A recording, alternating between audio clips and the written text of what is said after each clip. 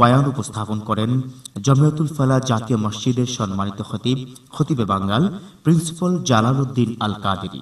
সমস্ত নবীগণ বলেছেন রহমতুল্লাহ আলামিন আখিরি নবী দুনিয়ার মধ্যে তশরিফ আনবেন।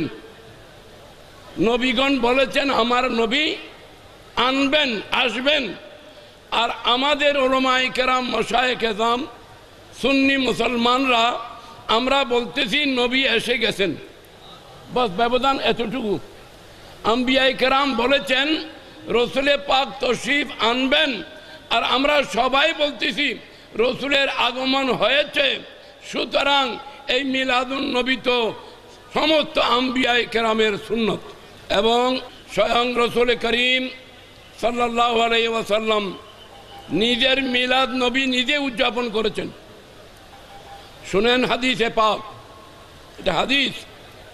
রসুল করিম সাল্লাল্লাহু আলাইহি ওয়াসাল্লাম ইরশাদ করেন, আনা দাওয়াত ইব্রাহিম और बेशारत ईसा और रोया लती रात उम्मी हीना वदातनी और कमा काला नबियो सल्लल्लाहु अलैहि वसल्लम।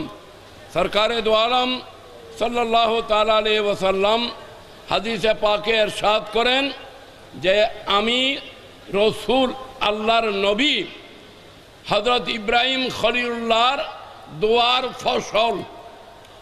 अना दावत इब्राहिम, मैं इब्राहिम अलैहिस्सलाम की दुआ हूँ, আমি ইব্রাহিম আলাইহিস সালামের দোয়া।